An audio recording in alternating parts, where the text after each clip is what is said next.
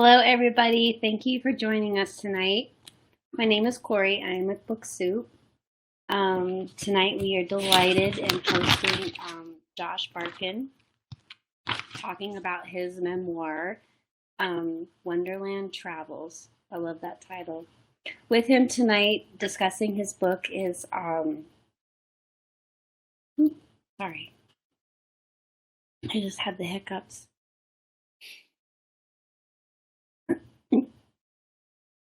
I'm so sorry. Peter Ackerman is with Josh Barkan tonight. I have the hiccups, sorry. Whew. If you have any questions, sorry, if you have any questions, there's a Q&A box to the side on the right side of your screen. Please place your Q&A in the question icon. That way we can get to them smoothly at the end of the event. Also, if you've yet to purchase your book, you can do so by hitting this little green icon down there. It's a nice little rectangle. It says Purchase Wonder Travels here. You can do that at any time during the event, and afterwards, if it's too long after the event, you might want to go to the website. However, after the event, there's also going to be a replay so that you can share this with friends and family if you like. A few words about our guests. Peter Ackerman is an author, an actor, a playwright, a screenwriter, a TV producer, and a TV writer. He never sleeps. Josh Barkan, sorry. Josh Barkan is an author, an explorer, and a musician. His writings have appeared in Esquire, Glimmer Train, and he is also a contributor to the Boston Book Review. Is it also true that this year you were a writer in resident at the Ernest Hemingway House in Idaho? Yes. Congrats. Congratulations. So without any further ado, I'm going to turn it over to Josh and Peter, and thank you very much. Thank you all for coming out tonight. And I'm going to be reading from my new memoir called Wonder Travels. And this is a memoir that is really about healing and about overcoming after I discovered that my wife had been having an affair after 15 years of marriage together. I discovered the affair. My wife had gone on a trip around the world for about 6 months. And during that trip, towards the end of her time abroad, she was in Morocco, and she met a man who I call Muhammad in the memoir on the beach in Morocco and began a relationship with him. Then she came back to New York City, where I was living at the time, and I could tell something was very different, but I didn't know what, and I certainly didn't suspect anything like that.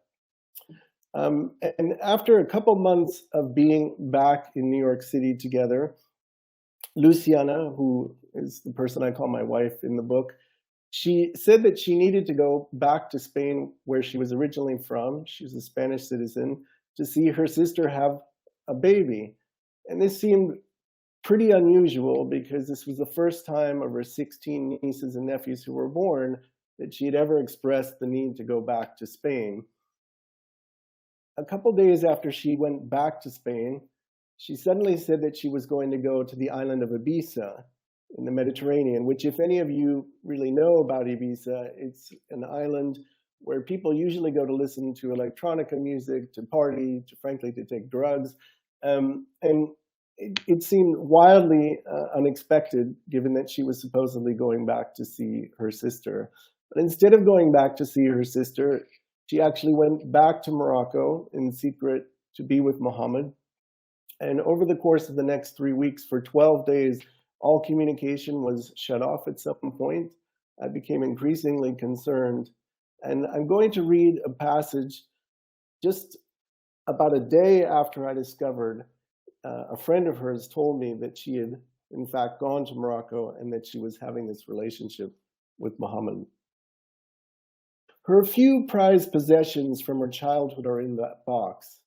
There are boxes of letters in there from the little correspondence she's been able to keep. When she came to the US, she wrote letters regularly to her family back in Spain, but they rarely replied. And there's some love letters in there, letters which tell her that I have always been suspicious of romantics who write their names on the beach, who send each other flowers, but that this is how I feel about her, that I love her completely and unconditionally. There's another letter from 4 years before where I tell her I know there are things I would like to keep improving to continue to be a better husband, but that I feel this has been the best year of our lives together, that she is realizing her dreams of being in the magazine world, and that I love her.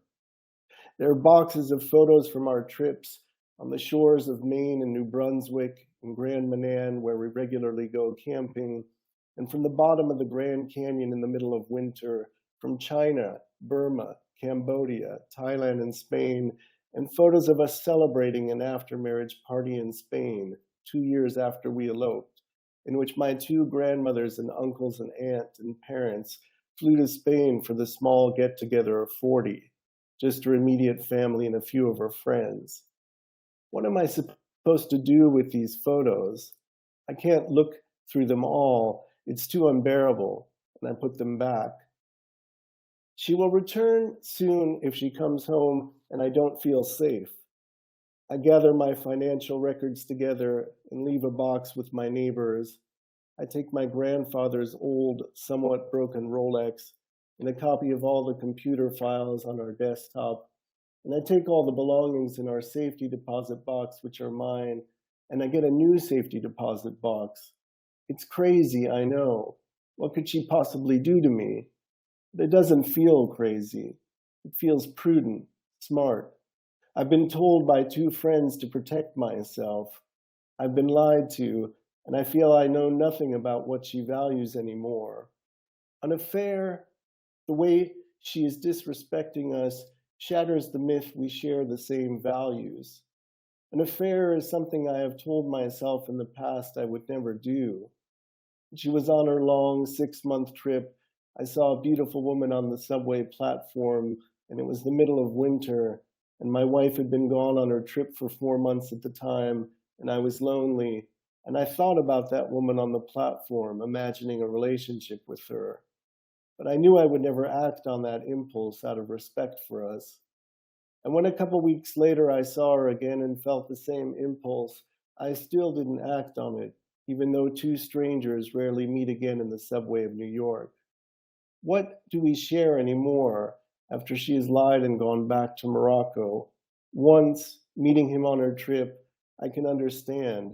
A moment of impulse, of human frailty, even if she was with him for 5 nights. But after she has created a whole complicated lie, claiming she's in Ibiza when she has really gone back to see him, this is not a moment. This is premeditated. This is willful. And if she is under his sway, enamored by him, who knows where things are headed? The night before she's supposed to come back, I met with her friend downstairs who she's installed in the building, who has left her husband after 28 years. I tell her I believe Luciana has had an affair in Morocco when she was on her long trip. I say nothing about Ibiza and the present. I tell her this, and I see her begin to tear up. I tell her this because I suspect she's in contact with my wife in Morocco, and at this point I don't mind if word leaks back to her. I know what's up, because I just want her to come home so we can talk. I tell her I don't know how I'll respond when my wife comes home, but that I hope to respond calmly. I tell her I've been thinking a lot about Gandhi, about how the best way to respond to someone is with nonviolence, for only they can judge themselves if they are to absorb what they have done. She tells me she's seen a pop psychology show on TV in which the host suggests in a time of confrontation, one can choose to do nothing. Not doing anything is a choice. She is clearly suggesting I should not act violently when she comes home. Another friend who I've met for coffee, the screenplay writer with the apartment where we had the coming home party for Luciana after her trip, asked me if I feel like hitting her when she comes home or acting violently.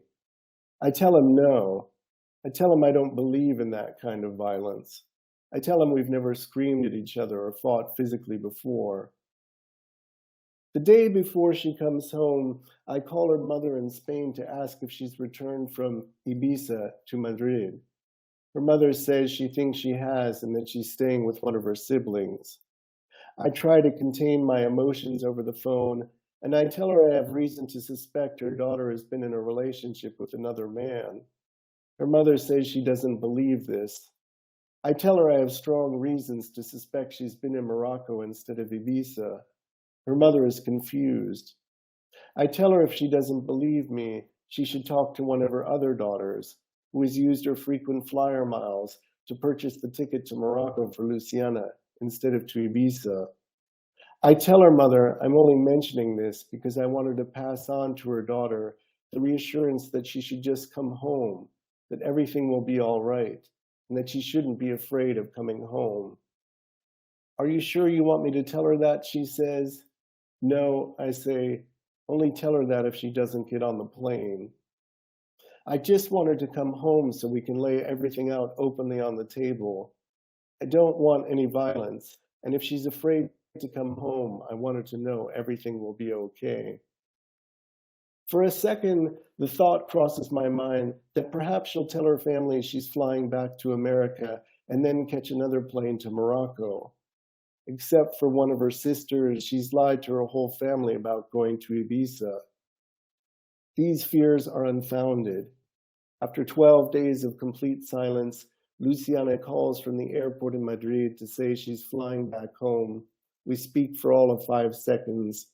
When she has the will, she can contact me at any moment. In little more than 8 hours, her plane will touch down. I've protected myself, and now I try to distract myself. The medicine cabinet has arrived, and in an effort to prove I've made good progress on the renovation of the apartment, I spend most of the afternoon drilling holes through tiles and installing the cabinet single-handedly. I also install it because I don't want a big mirrored piece of glass lying on the floor at such a delicate and potentially violent time when she returns. I want the apartment to be clean. I want it to be nice and calm. I want to look good to impress her. It's a hot, humid day in New York, July 22nd, and once the medicine cabinet is up, I see I'm sweating hard from the work, and in anticipation of her arrival, a zit has come out. By now, she's probably arrived at the airport. I don't know how she'll be coming from JFK, whether she'll take the train as usual or take a cab, so I have no way of knowing exactly when she'll get home. I know her plane has arrived because I've looked up the landing online. I don't want to miss her when she comes in the door, but I need to do something about this zit, so I run up the street to a pharmacy to buy some Neutrogena pore cleanser. The turquoise cleanser looks beautiful in the new cabinet, which we will not share together, with mirrors reflecting the liquid from all sides. I clean my face. I put on an iron button-down shirt, which I know she'll like, with my best pair of fashionable jeans.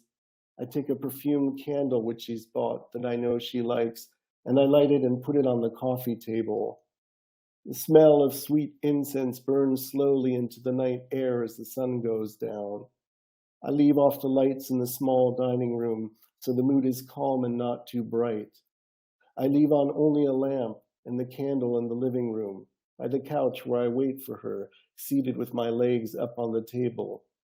I've turned up the stereo loud, and I play a CD by Goldfrapp over and over.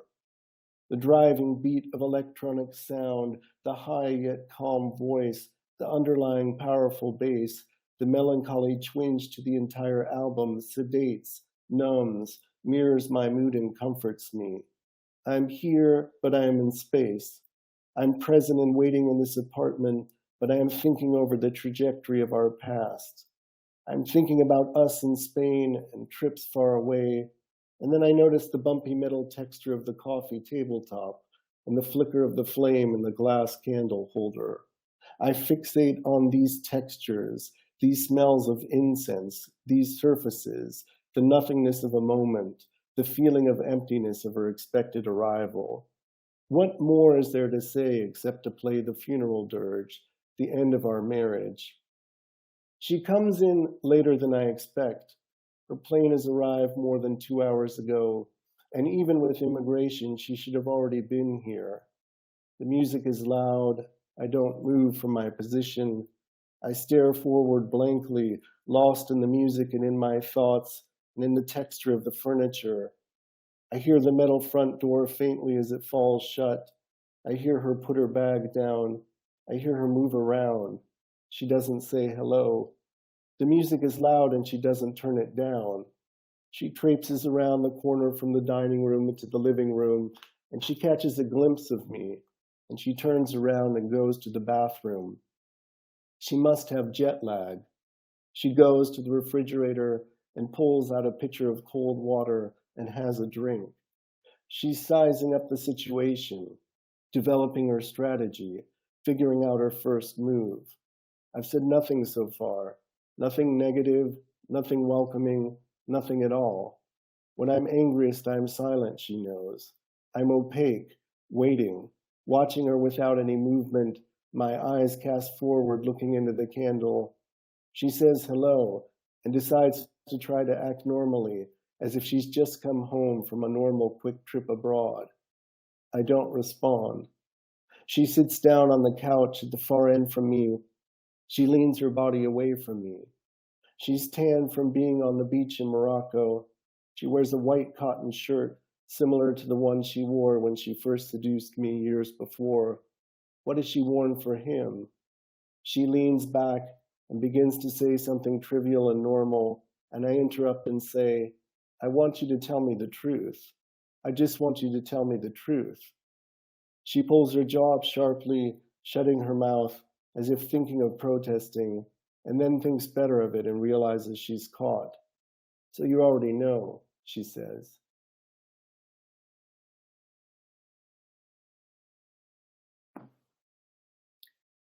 Wow, it's amazing, Josh. First, just briefly, for those many of you guys who don't know who I am, I've known Josh for over 30 years. We went to college together. And I'm also a writer, but I work primarily in film and television and primarily in fiction. And Josh and I have had a long relationship, but he's lived all over the world and sort of been in and out of each other's lives over time. But periodically, these books have appeared, both long form and short stories. And I'm always curious to see what's going on inside the mind of Josh Barkan. And when this book came out, I was particularly curious because I knew Josh and the woman who is the character Luciana, but I did not know a lot of the details of all of this that had gone on. But the first question I have for you, Josh, is that knowing you really as a fiction writer, and I'm someone who spends my time, aspects of my real life inform my fiction, but I am not trying to categorically present my life to the public. How did you decide to write this as nonfiction and not as fiction?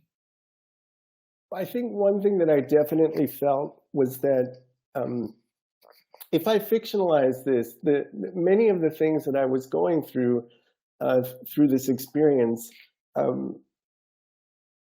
it wouldn't have the same power.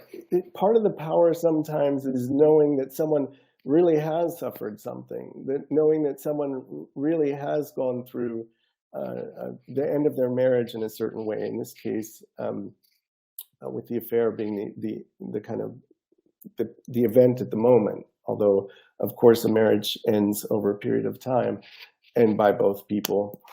And throughout also the story that I'm telling in Wonder Travels, really the struggle that I went through, the struggle of falling apart initially as I found this out, flailing in New York City for a number of months, more than 6 months, until I finally decided to leave the city. I first discovered about the affair in late July in 2008. And by 2009, it was about 9 months later that I left New York City. And during that time period, I was in many ways lost and really flailing, trying to reach out and to connect to other people, first in a period of great deal of loneliness. And it seems vital that if we're going to express that kind of flailing and that kind of loneliness, empathy is so central to when we're writing, as you know, Peter. And I think part of the power of memoir is knowing that someone has literally suffered the things or has literally experienced the things that they're writing about. And so I think there can be even a deeper sense of empathy, potentially, if something is written in memoir form.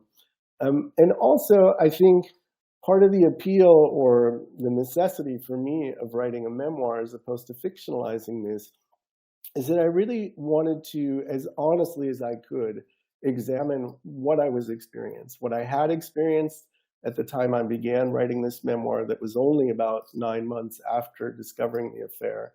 And I wanted to capture everything, both the say the pain that I had gone through initially in discovering the affair, that kind of falling apart in New York City, but then also to use this book as a kind of vehicle in which I could use it as a way to seek to find some happiness. And I initially even thought of the book with this kind of trite title, not Wonder Travels Like Now, but even just happiness, this ridiculous kind of title that it would have been. And so, again, if you're fictionalizing something, it doesn't become something or that kind of vehicle. And I was able to then, in some ways, use the book as a vehicle to give myself permission to begin this series of experiences leaving New York City and slowly trying to build myself up again after so much of what I had lost. First going out to El Paso in Texas, where a friend had invited me to go. And while that was very exciting, being in the kind of nightclubs that were out there and the LGBTQ kind of nightclubs that were there, a very different world from what I'd been involved with in New York City. And then on to Mexico, where I eventually fell in love with a painter, and then to a number of other places that we can talk about, going to Spain and on to Morocco. But it seemed vital that throughout that whole experience that this be something that I would write about fully honestly, fully truthfully, and fully examining myself, my flaws, my motivations, and also this kind of rush of the exciting experience of going through these wondrous travels as I went forward. Well, and I'd ask a follow-up on even the last thing you're saying, which is there's sort of two parts to your healing in a certain way. And for those of you who haven't read the book, also, well, you go on a journey yourself, a physical, actual journey that retraces some of the steps of your wife's journey that led to this betrayal, because you want to have the experience and sort of try and, I guess, exercise on some level what is haunting you about the not knowing and something about it. And I was struck listening to you do the reading today about your focus on the tactile, how aware you are of what the table looks like and what the sound is like and what the room lighting is like and everything. It's almost like you want to have the physical experience that she has as a way of understanding perhaps what she experienced. It's not unlike an actor needing to step inside the skin of a character that they play. But so that step one is going on the journey. Step two is then you want to write about that journey you go on. And I guess my question to you as a writer, it's a few years later that you start this writing, I believe, after the initial rupture. At what point did you think, oh, I'm going to write about this? Like, was there a turning point in your experiences? Like, oh, my writer self is now going to take over.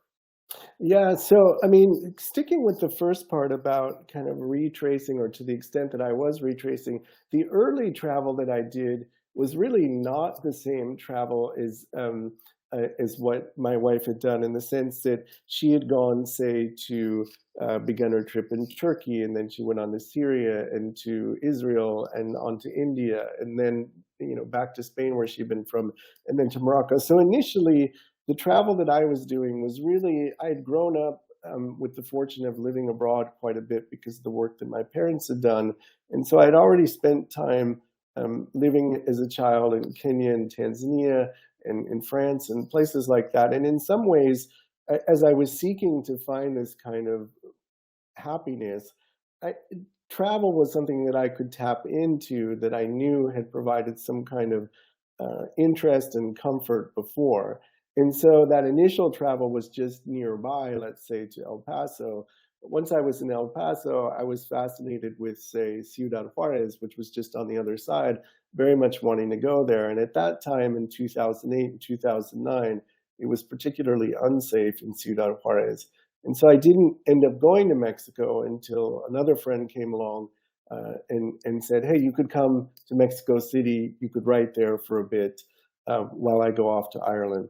And at that time already, I was writing the memoir. So I began writing only 9 months after this initial experience. And as you say, Peter, it does cover the book about 2.5 years from the beginning of discovering this affair until the end of the book, which takes place in Rome and back in Mexico.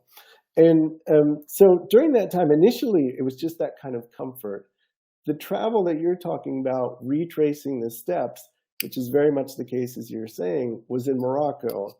And after a couple of years already living in Mexico, this was by this time in 2010, and already having a number of really incredible experiences in Mexico, falling in love with a painter who I call Monica in the memoir, having a series of incredible experiences, for example, going to Oaxaca, where, you know, for the first time I experienced the Dia de los Muertos, the Day of the Dead there, all of the kind of incredible clothes and costumes and the lamentations that people would do and gathering of families at the kind of tombstones of their family, and going off to the coast of Oaxaca and other adventures that we can kind of talk about later.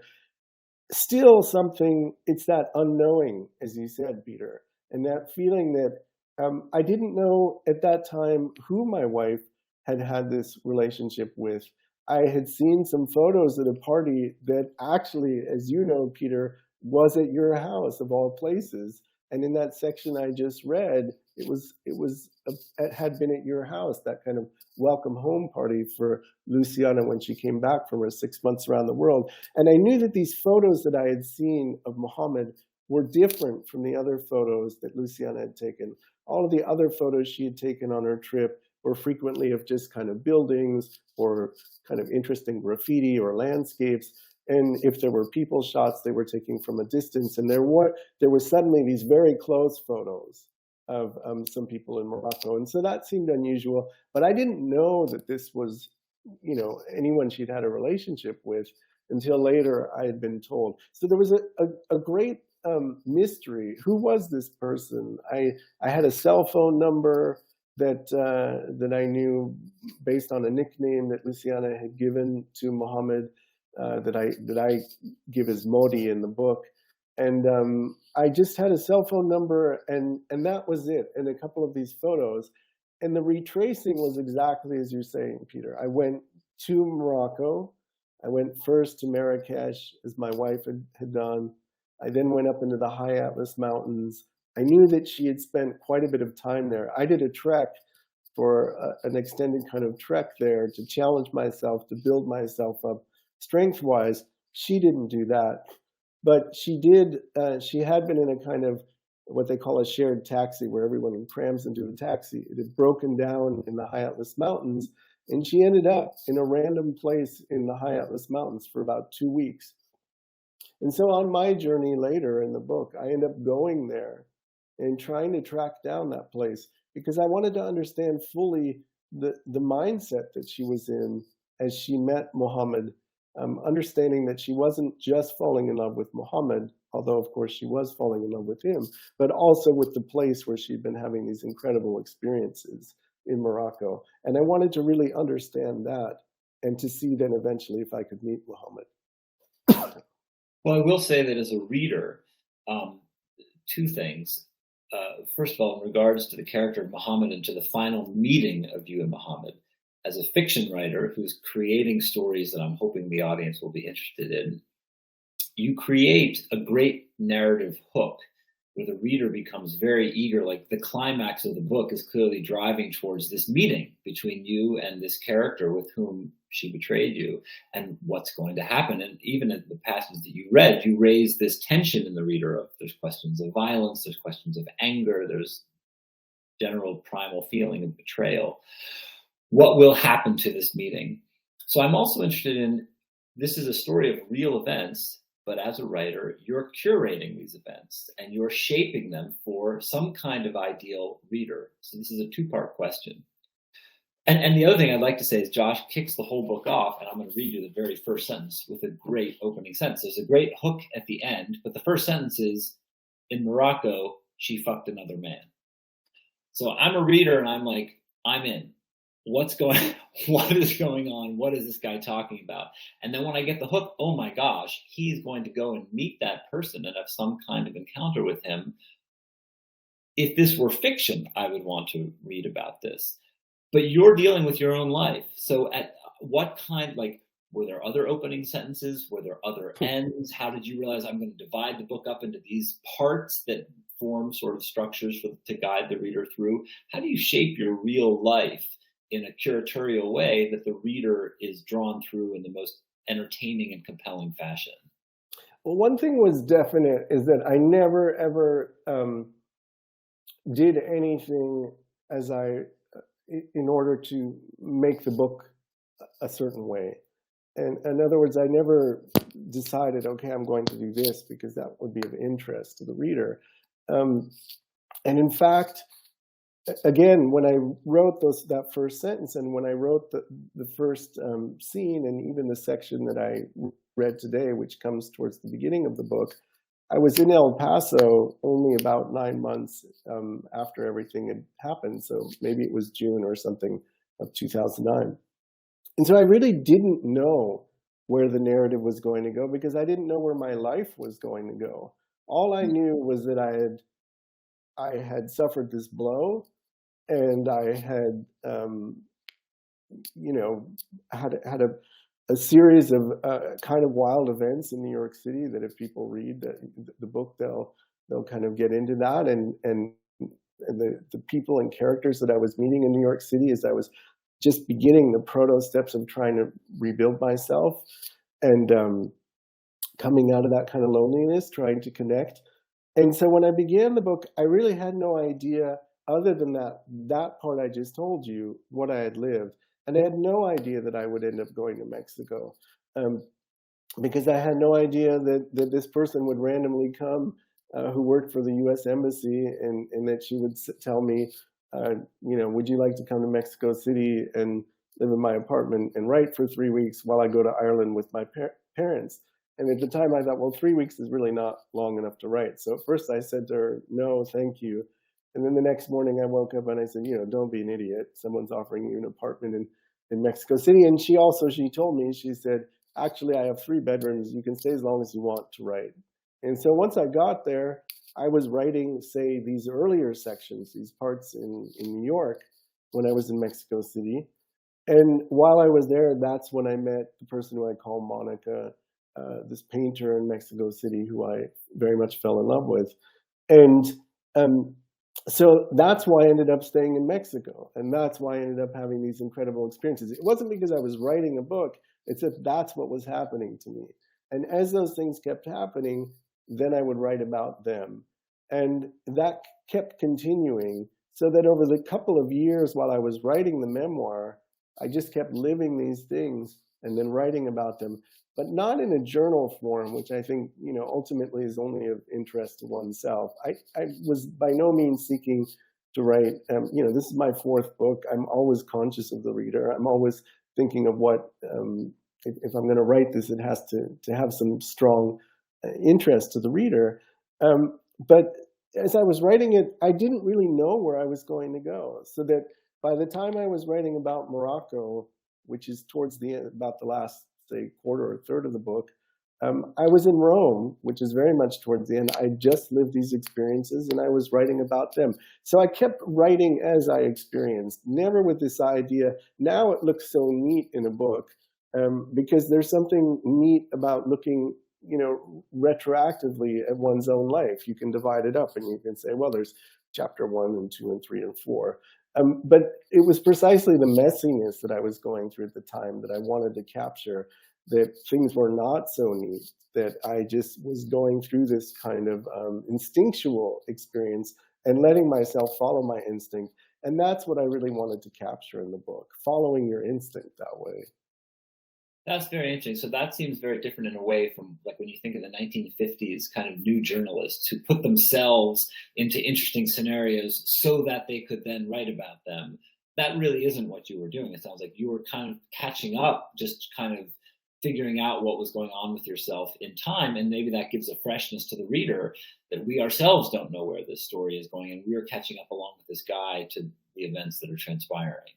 Yeah, I think that's a great way of thinking of it, because you do, as you say, you had guys like Tom Wolfe who would place themselves in certain situations, as you're saying, to see, and then later, obviously 20 years later, with someone like Hunter S. Thompson, who would very much intentionally place himself in a situation that he knew would be kind of wild, whether it was in Vegas or at the convention for Nixon or something, and then follow what they knew had been set up to be a kind of dramatic moment. And I never ever thought that, but in a way, I guess the reason I felt I could do that was because there was so much drama in what I had already lived at that initial moment, that I kind of knew that everything that was coming after discovering the affair, at least for me, that initial shock was so powerful, and the kind of falling apart initially was sufficient, that I guess trusted that I was already in the drama. I didn't need to go anywhere to create drama. And the only reason, now I've been working on another memoir because of some other kind of dramatic experiences. And I think I would only write a memoir if I had lived something that was kind of very dramatic, not going out to seek it. Yeah. Interesting.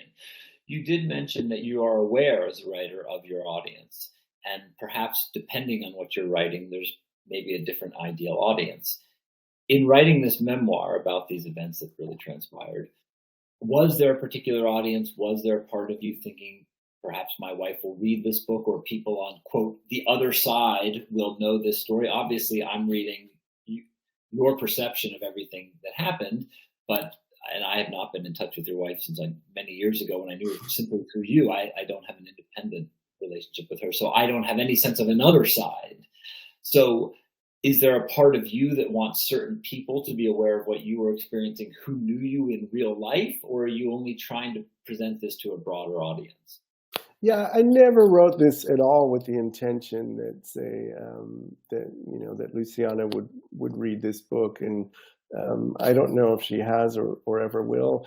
And I don't think it really matters for me, because the importance of writing it was for me as someone trying to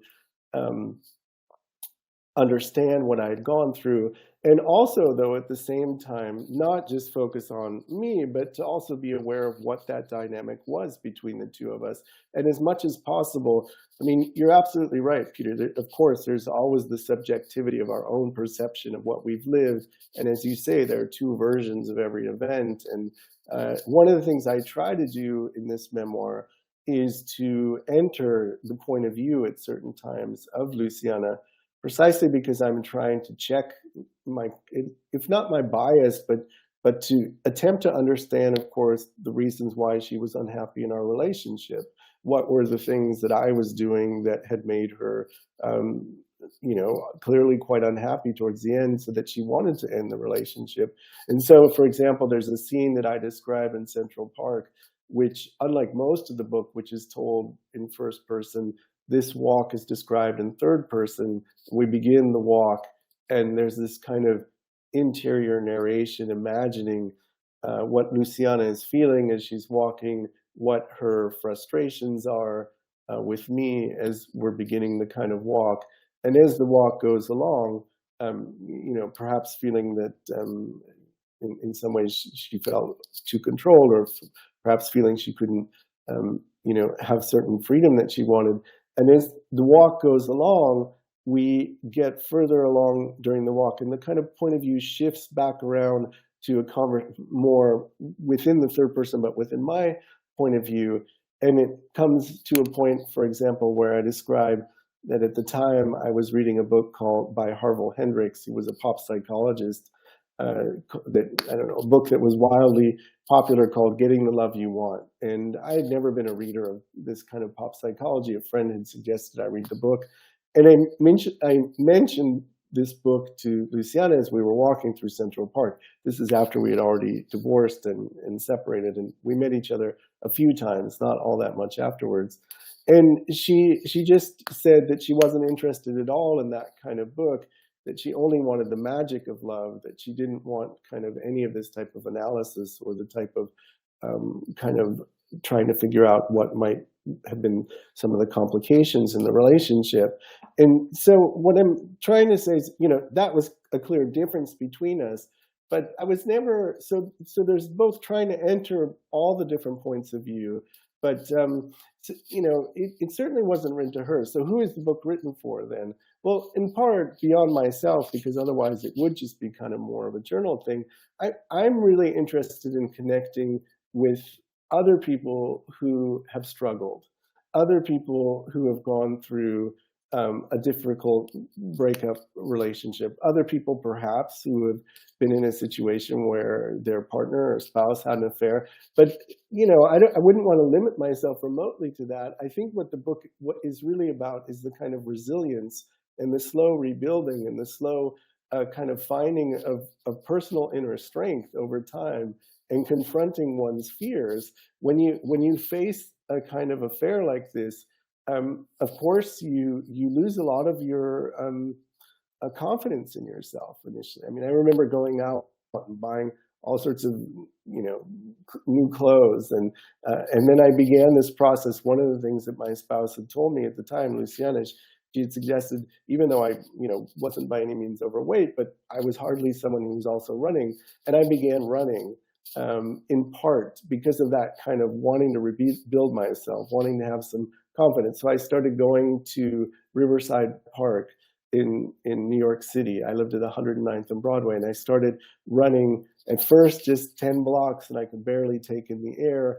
And then, as time went on, running certain miles and running through the winter and doing sit-ups and push-ups and looking up at the top of the trees with no leaves on them and the ice on my back as I'm doing these kinds of things, and feeling stronger in that way. And later, as I go through the high Atlas Mountains in Morocco, also going on this extensive trek where I climbed, thousands and thousands of feet up and down, and really exerting myself. And all of this in an effort to not only build up myself physically and mentally, but to begin to confront those kinds of feelings of fear. Just as when I finally went to Morocco and in going to look for Muhammad, it was kind of trying to both flesh out who is this person that I don't know about, but it also was this feeling, if you can go to Morocco, if you can go to this country that felt that had been made off limits in some ways by Luciana. It was the place where she had had this relationship.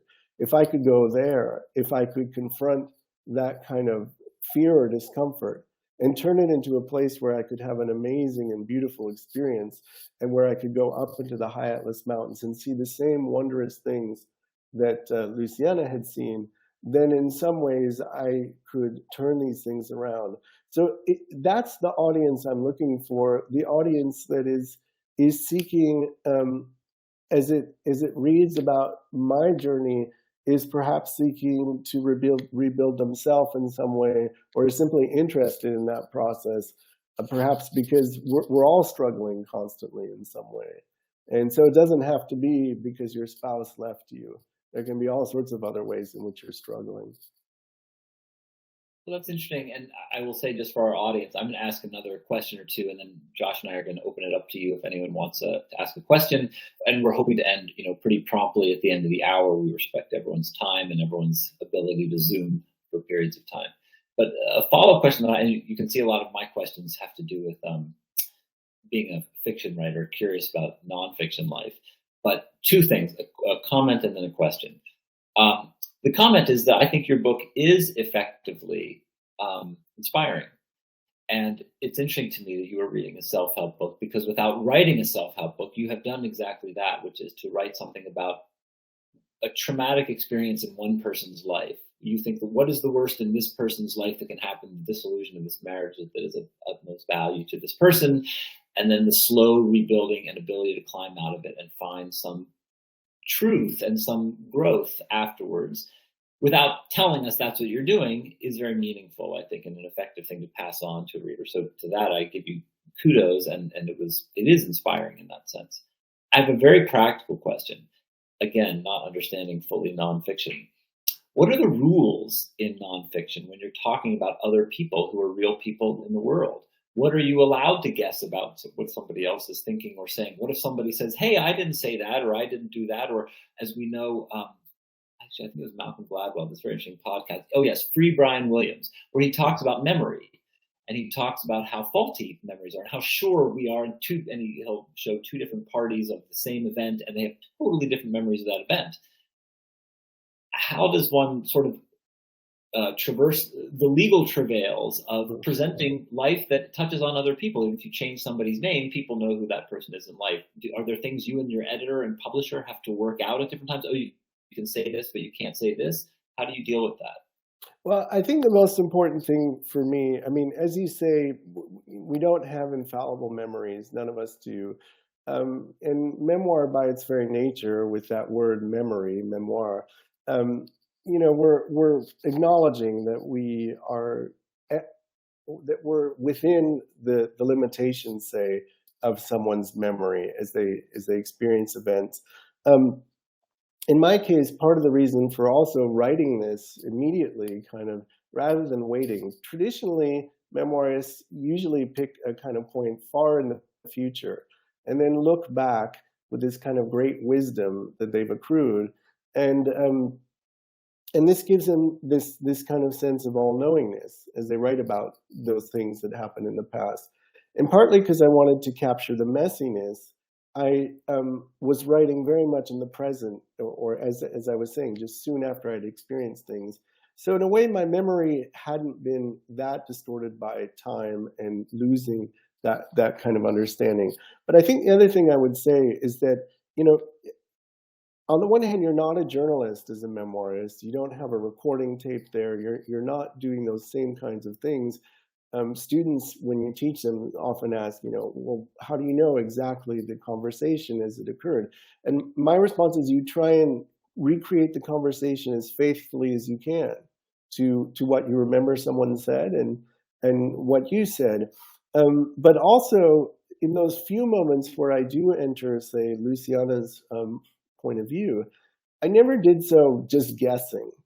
I always did that based on things she had directly told me. So, for example, at the very beginning of the book, where it starts out with some kind of third person really describing the events of how she had met Mohammed and some of what he was telling her and what she was doing in response, those were all things that Luciana had directly told me. And had she not told me exactly about those events, I never would have written about them.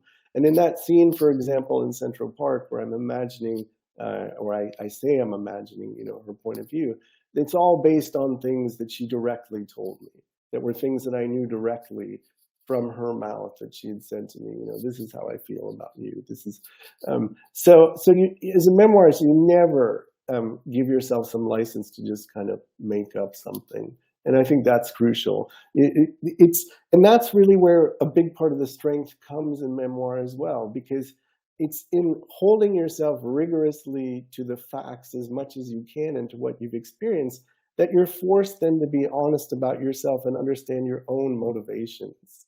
And, when we think of fiction, we're always thinking, well, okay, events happen, motivations are revealed. And in writing honestly about oneself, you begin to understand your own motivations, your own evasions, what you're trying to kind of avoid, and then those things that you're feeling that you shouldn't avoid and that you must confront directly. Yeah. Should we? Yes. Yeah, let's open it up. I see we have a question here from Jennifer New, who asks you, as you hadn't written a memoir previously, did you read memoirs as you were writing this, and which ones influenced you? Well, I didn't really read a bunch of memoir at the time I was writing this, but what I did do, I can mention some of the memoirists who I really admire. James Baldwin is one, Andre Dubus III in his memoir Townie, and then also the kind of complex novel / memoir, really, of, say, Karl Ove Knausgaard.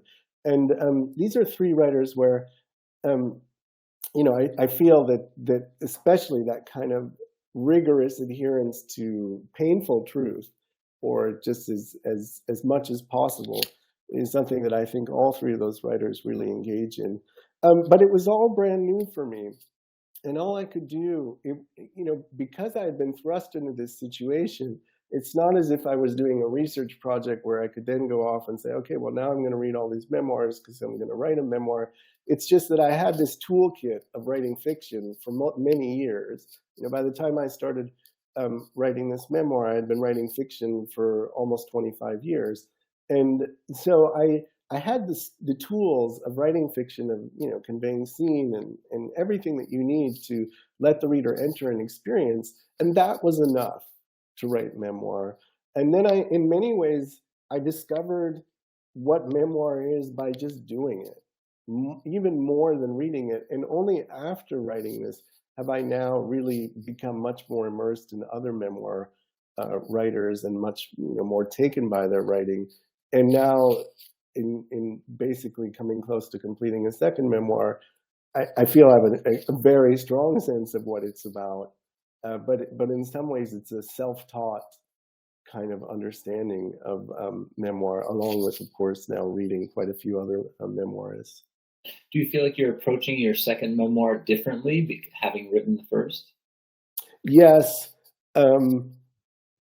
I think I didn't need to necessarily capture the same kind of, as I call it, messiness, or I was willing to, in this new memoir that I don't want to go into right now for this discussion, but there is a difference that comes from having written a memoir one previously, and I'm not sure that I can put my finger totally on it yet, but I think that it partly comes in understanding the pacing more than anything, in terms of the pacing as you go through the narrative. Cool. We have another question in the chat from Tom Maloney, who says, in retrospect, do you get a sense of what your ex-partner was looking for from you? Yeah, I do. I think one thing that was clear that was different is that we met each other when I was 23 and I was married at age 25, and Luciana was young too, almost exactly the same age. And, part of the difficulty was just that we didn't necessarily mature and grow at the same kind of way. But I think part of it is that Luciana was a very quiet person. And one of the descriptions I use in the book is that sometimes it was quite beautiful. She would have these silences, but I talk about the strong kind of quietness that was often present, as if there were 52 ways of kind of silence, just in the way that sometimes there's a reference to Inuits having 52 ways of describing snow. And sometimes that silence could be quite beautiful, but at other times that kind of silence became quite difficult for me. So I think part of what Luciana was probably looking for was someone who wasn't necessarily as talkative or wasn't as necessarily verbal in a way that ultimately felt dominating or domineering in some ways. And I think that there was a kind of perhaps a mismatch in that way. And I think that she, I hope she's happier now. She's been with someone else for many years. And I hope that is not a mismatch there. So some of the ways of communicating, I think, were some of the kind of primary ways in which there was a difference. And of course, there are others that I go into in the book. Does anyone else in the audience have another final question? To the right of your screen, there's a question mark for the Q&A, or you can write it in the chat if you have a final question for Josh. This is your opportunity as we get to the end of our evening. It was a great experience, and I'm really grateful that you asked me to participate in this, Josh. I find you and your writing to be endlessly interesting and surprising and compelling, and this book is no different and more so, really. I think delving into the truth of your experience, which was so challenging for you, was really rich, and your take on it is unique to you. So if we don't have any final questions, I want to thank you and Book Soup for letting me participate. I should just tell everyone, my wife wanted me to say she worked at Book Soup in the early 90s, and she wants you all to know that Flea came in, and she did clean out his new earring, which was getting infected. So that was my big personal memoir share. It's not even mine. I want to thank Peter, and obviously Peter's been doing tremendous TV writing for The Americans and film and books, and Book Soup also, which I've done a reading in person there for my last book, Mexico Stories, and it's really nice to reach not only the audience on the West Coast, but nationally for this. So thank you all for coming in today, and hopefully meet you on the page now with Wonder Travels. Thank you so much. Again, if you want to purchase the book, you can do so now with the little icon at the bottom of your screen, or you can go to the website booksoup.com, purchase the book there. Thank you so much, Josh and Peter, and everybody who showed up. Thank you. I'm going to exit out, and have a beautiful night, everyone. Bye, everyone. Thank you.